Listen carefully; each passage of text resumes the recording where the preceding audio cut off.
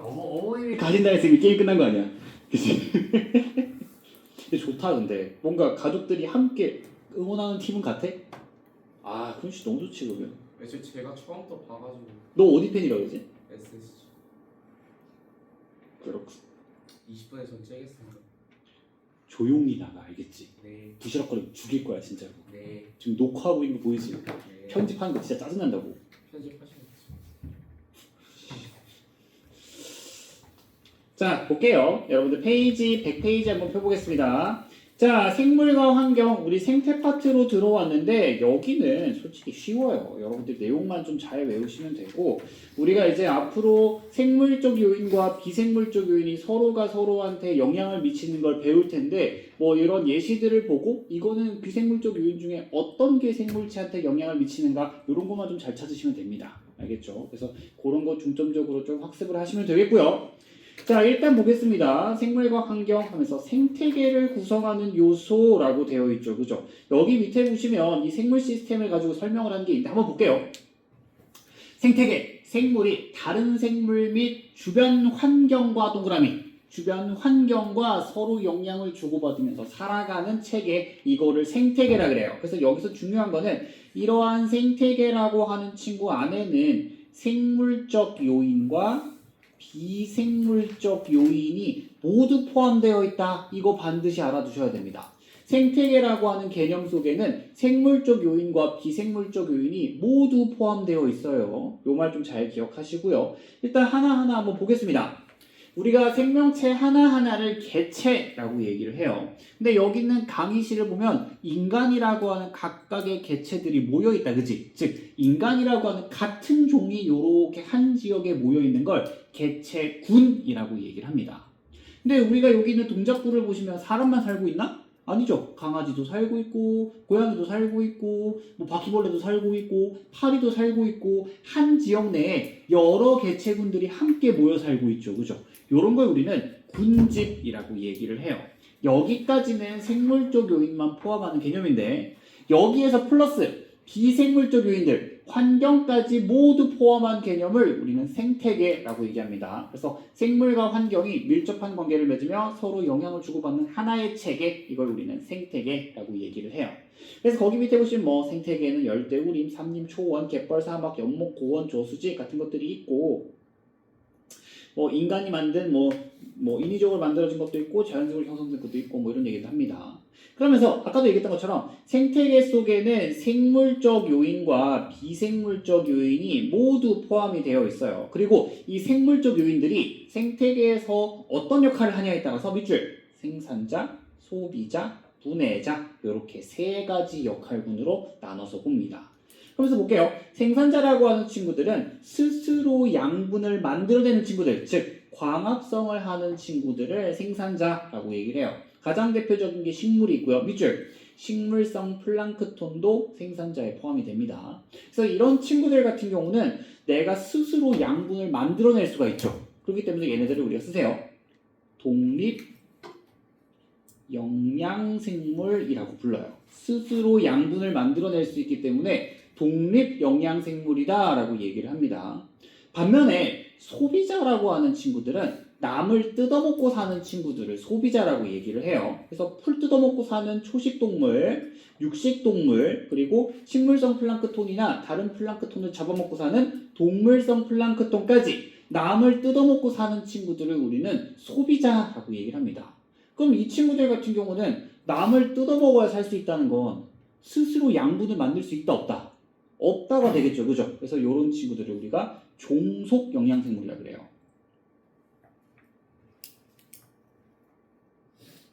남을 뜯어먹어야 살 수 있는 친구들 얘네들을 우리가 종속 영양생물이라고 얘기를 합니다. 그 다음에 이러한 생산자나 소비자가 만들어낸 사체, 배설물 이런 거 분해하면서 살아가는 친구들을 분해자라고 얘기를 하고요. 여기에 가장 대표적인 게 세균 그리고 밑줄 곰팡이, 버섯 이런 친구들이 포함됩니다. 진짜 간혹 가다가 이 무식한 놈들이 버섯이 식물이라고 생각하는 친구들이 있어요. 네, 버섯은 광합성 안 합니다. 그렇기 때문에 얘네들은 남을 분해해서 사는 친구들이기 때문에 얘네들 분해자에 속한다 라고 얘기를 하고요. 그럼 얘는 독립영양생물일까요? 종속영양생물일까요?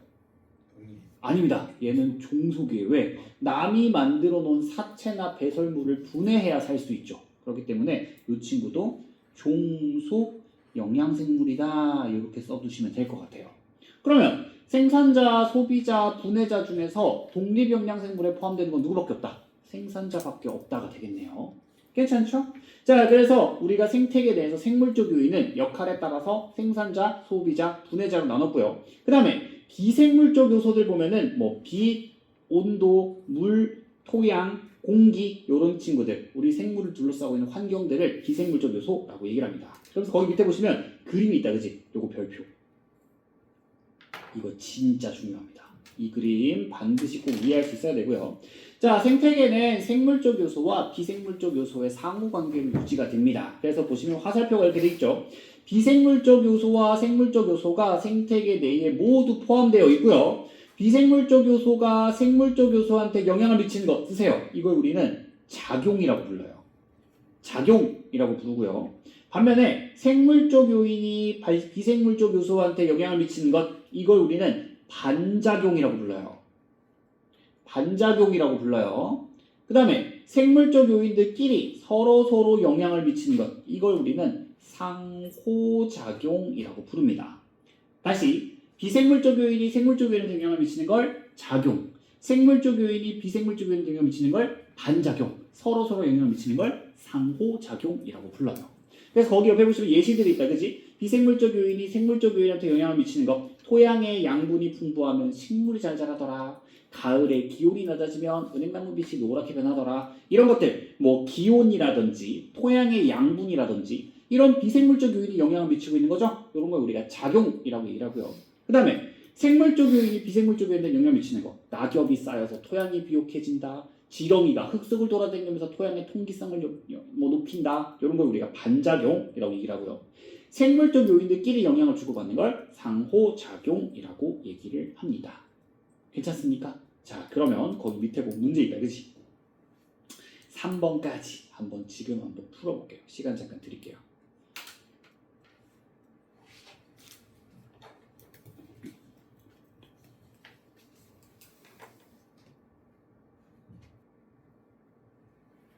자, 생물과 환경의 상호관계 라고 되어 있어요. 그죠? 자, 일단 보시면 여러 가지 비생물적 요인이 어떻게 생물들한테 영향을 미치는지 볼 거예요. 그래서 일단 첫 번째, 빛과 생물이라고 되어 있습니다. 그죠? 자, 빛의 세기와 생물이라고 되어 있는데 식물의 종류에 따라서 생존에 유리한 빛의 세기가 일단 강하고요. 우리가 강한 빛에 적응한 식물들, 이걸 우리가 다른 말로 양지식물이라 그래요.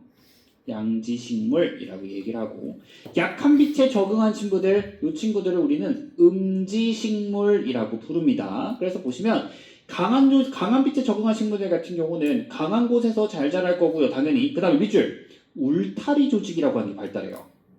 울타리 조직이라고 하는 친구는 광합성을 집중적으로 할 수 있는 조직을 얘기를 합니다. 그래서 이렇게 엽록체들이 모여있는 조직을 울타리 조직이라고 얘기를 하는데, 요런 강한 빛에 적응한 식물들 같은 경우는 잎이 두꺼워요. 왜냐하면 안쪽까지 빛이 강하기 때문에 빛이 투과를 할 수가 있단 말이야. 그래서 안쪽까지 울타리 조직이 빽빽하게 발달되어 있습니다.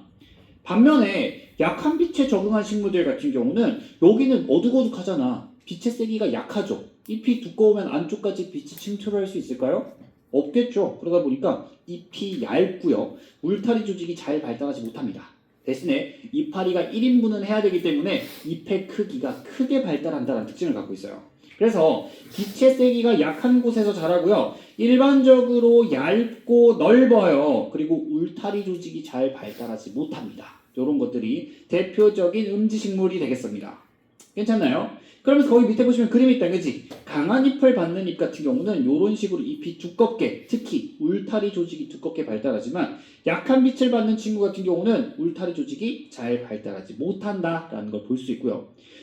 같은 식물 안에서도 바깥쪽에 있는 이파리들은 햇빛을 많이 받기 때문에 이런 식으로 잎이 발달을 하고요. 안쪽에 있는 이파리들 같은 경우는 빛이 안쪽까지 잘 못 들어오잖아, 그지? 그런 이파리들은 이런 형태를 띠고 있습니다. 괜찮죠? 네, 이런 내용이고요. 다음 두 번째, 일조 시간과 생물. 자, 일조 시간, 해가 떠 있는 시간 얘기하는 거예요. 동물의 생식주기나 행동, 식물의 개화 시기에 영향을 줍니다. 예를 들어가지고 우리 인간 같은 경우는 짝짓기 시즌 딱히 있어 없어? 있어? 약간 그 계절 따라 좀 그러지 않나요? 이게 무슨 개 같은 소리야? 약간 분위기 좋은 계절 약간 이게 무슨 변태 같은 소리야 이거는? 여러분들 생일이 1월부터 12월까지 골고루 퍼져 있지 않습니까? 저런 위험한 발상을 받는 저거. 몰려있는 게 있을 거예요. 약간. 뭐 생일이 좀 물려 있는 거. 생일이 몰려있는 이유는 여자들이 5월에 결혼하고 싶어 해서 그런 거예요. 그건. 근데 그거는 결혼 시즌인 거고. 왜 5월에? 아니 그 니네가 아니 내가 얘기한 짝짓기 시즌이라는 거는 비수기였다가 성수기였다 갑자기 막 성욕이 없다 갑자기 폭발하고 막 이러지 않잖아. 막 니들끼리 맞짱 떠서 막 서열 정하나? 아니요. 아니 갑자기 근데 왜 결혼을 왜 5월에? 아 왜냐면 5월에 날씨가 좋잖아. 그때 그러면 짝짓기 시즌 그건 짝짓기 시즌이 아니지 멍청한 놈아.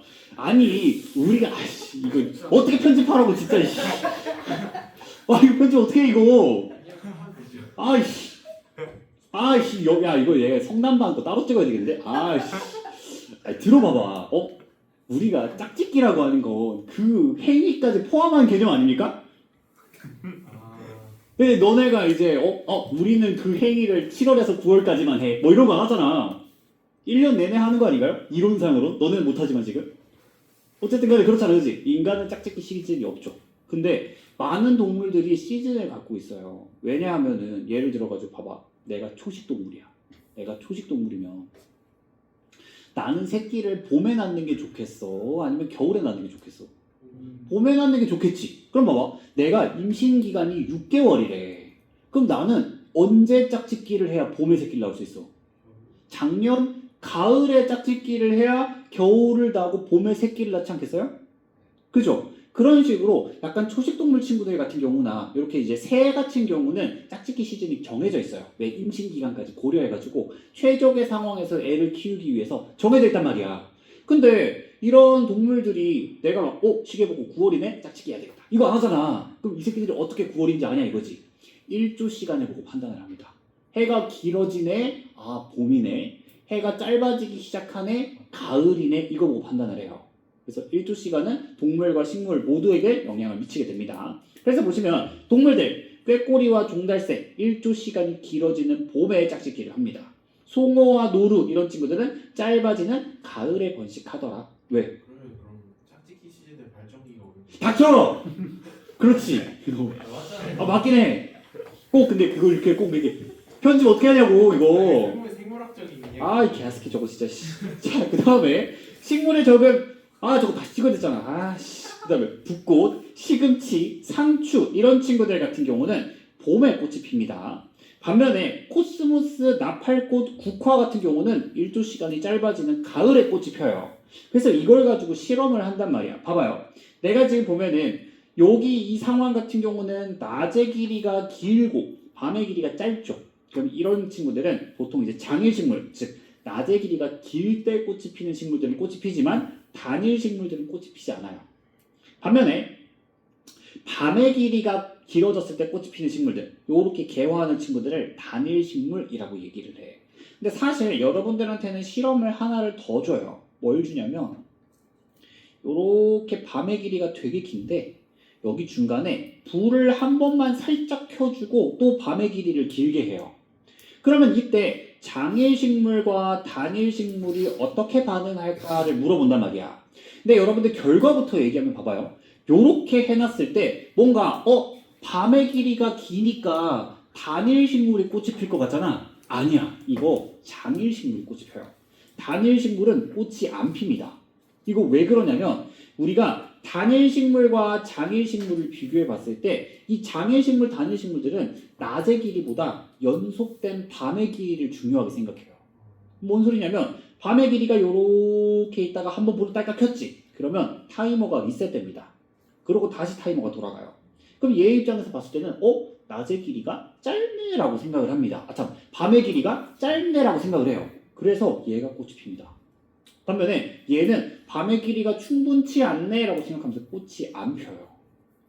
이해가시죠? 그래서 이거는 나중에 실험 데이터를 줄 때 이런 식으로 연속된 낮의 길이, 연속된 밤의 길이 가지고 판단하시면 됩니다.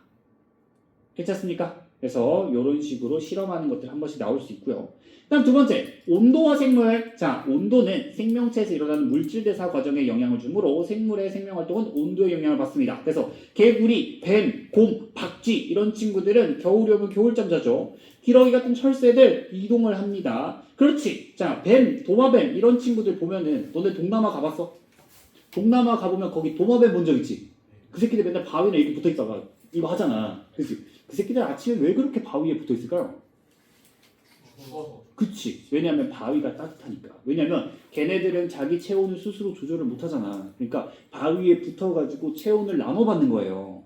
그래서 이런 친구들 햇빛이나 그늘을 찾아다닙니다. 추운 집안에 사는 정원동물들 깃털이나 털이 발달돼 있고 피하 지방층이 두꺼워서 몸에서 방출되는 것을 막습니다. 우리 왜 펭귄 이런 친구들 보면 피하 지방 개 두껍습니다. 북극곰도 피하 지방 개 두꺼워요. 그 다음에 펭귄은 겨울이 오기 전에 털갈이를 하더라. 자, 이거 되게 중요해요.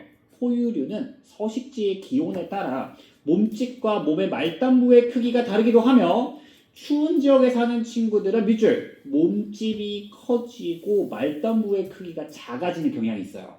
그래서 거기 밑에 그림을 보시면 알겠지만 우리가 북극여우 같은 경우는 이렇게 귀도 개 짤뚱하고 이렇게 좀 귀엽게 생겼단 말이야. 근데 사막여우 같은 경우는 덩치도 작고 귀가 이렇게 크게 발달을 해요. 열방울요. 그렇죠. 열 배출을 표면적으로 넓혀서 좀 많이 하려고 그렇습니다. 그래서 이렇게 추운 지역에 사는 친구들은 대체로 피지컬이 커요. 그 다음에 더운 지역에 사는 친구들은 대체로 이렇게 피지컬이 좀 작습니다. 이해가시죠? 그래서 사실 이거는 어차피 뭐 이왕 녹화 망가진 거 그냥 막 나가볼게요. 우리 이제 보면은 이렇게 양놈이 있고 이렇게 동양놈이 있잖아, 그지? 이렇게 봤을 때 일단 우리 조상님이 시베리아 건너온 거 알고 있죠? 우리 이제 처음에 아프리카에서 기원을 했다가 얘네가 유럽으로 올라갔다가 시베리아 건너가지고 오면서 동양인이 됐단 말이야. 근데 문제는 시베리아는 개 춥지, 그지? 개 춥다 보니까 얘네들이 이렇게 물 적셔 있는 상태로 이렇게 오면은 머리카락 같은 거 얼면 뒤져요. 그러니까 어떡하냐? 우리 양놈들 같은 경우는 머리 어때? 대체로 곱슬곱슬합니다. 흑인들도 곱슬곱슬하죠. 근데 백인들은 어때? 우리는 어때? 머리가 직모잖아. 왜? 탈탈 털면 얼음이 잘 털려요. 이해가시죠? 요런 걸로 발달된 것도 있고요. 그 다음에 우리 양놈들이라든지 깜댕이 같은 애들 같은 경우는 팔다리가 겁나 길죠? 그죠? 그 다음에 그 제3의 다리도 개 길잖아. 그지? 근데 우리 같은 경우는 어때? 이렇게 되면은 얼어 뒤져요. 말단부가 커지면은 열 손실이 많아진다니까? 코가 크거나 거기가 크거나 여기가 두터우면 여기다 얼어서 동상 걸려 뒤져. 그러니까 얼굴이 어떻게 되겠어? 맨둥맨둥하고 팔다리도 짧고 손발도 작습니다. 거기도 작을 수밖에 없어요. 이해가시죠? 왜? 어니까. 그런 비밀이. 그런 슬픈 비밀이 있습니다. 건너오면서 대체적으로 피지컬이 퇴화했다라는 거 얘기하는 거예요. 이해가시죠? 근데 대신에 우리가 뭐가 좋냐면 동양인들 같은 경우는 대신에 이렇게 추운 데 가잖아? 그러면 이렇게 혈관에 미세한 펌프가 있대. 그래가지고 혈류를 쭉쭉쭉쭉 가서 동상을 안 입게 하는 기능이 발달돼 있대요. 그래서 실제로 이렇게 실험을 해봤대. 흰둥이, 깜둥이, 노란둥이 이렇게 빨갛게 갖고 이렇게 바깥에 내놨을 때 노란둥이 우리 동양인들이 추위에 제일 잘 버팁니다. 그래서 어떻게 보면 우리가 제일 마지막에 분화된 인종이라서 뭔가 인종들 중에서 완성도는 제일 높은 편이에요. 좀 완성도가 높은데 못생겨서 좀 문제지. 좀 그렇습니다. 그래서 여기 밑에 보시면 뭐 북극여우, 온대우, 여우, 사막여우 생긴 꼬라지 보니까 더운 데로 갈수록 몸집 작아지고 말단부가 크게 발달하더라. 이런 특징을 가지고 있어요. 식물도 마찬가지입니다. 우리가 막 겨울에 단풍이 들고 잎을 떨어뜨리고 이런 것도 체표면적을 줄이기 위해서 그런 거고요. 그 다음에 어떤 식물들 같은 경우는 이파리에 막 털 같은 거 붙어있는 경우도 있어요. 체온 유지하기 위해서 그렇다라는 거고. 물 역시도 생명체한테 영향을 미치죠. 그래서 뭐 육상에 사는 동물들 수분 손실을 막기 위해서 뭐 비닐로 덮여 있다든지 키틴질로 덮여 있다든지 이런 것들도 되겠고요. 그 다음에 식물이 좀 그렇죠. 식물들 같은 경우는 우리가 물에 서식하는 식물, 건조한 데서 서식하는 식물 얘네들 굉장히 큰 차이가 있어요. 일단 읽어보시면 물이 풍부한 지역에 사는 친구들 같은 경우 특히 수생식물이라 그러죠. 물에 사는 식물들.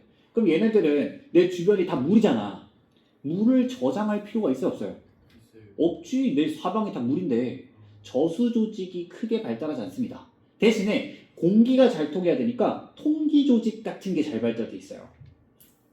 반면에 건조한 데 사는 친구들은 비 한 번 왔을 때 물을 쫙쫙 저장을 해야 될 거 아니야, 그지? 저수 조직이 발달돼 있습니다. 그래서 저수족이 발달돼 있어서 물 저장 용량이 굉장히 크다, 이런 특징을 가지고 있어요. 그래서 식물들이 식생에 따라서 이렇게 다양한 형태를 띠는 건 물에 대한 적응이다라고 보시면 되겠습니다. 일단 밑에 보시면 뭐 토양과 생물 이런 것들, 공기와 생물을 한 번씩 읽어보면 되는 거라서 그렇게 어렵지는 않고요. 그럼 여기까지 내용을 바탕으로 거기 밑에 보시면 개념학의 문제 있다, 그지? 요거 5번까지 지금 한번 풀어볼게요. 아이씨, 녹화한 거 지워야 되나? 아니 굳이 지워야 될까요? 아이씨. 올리면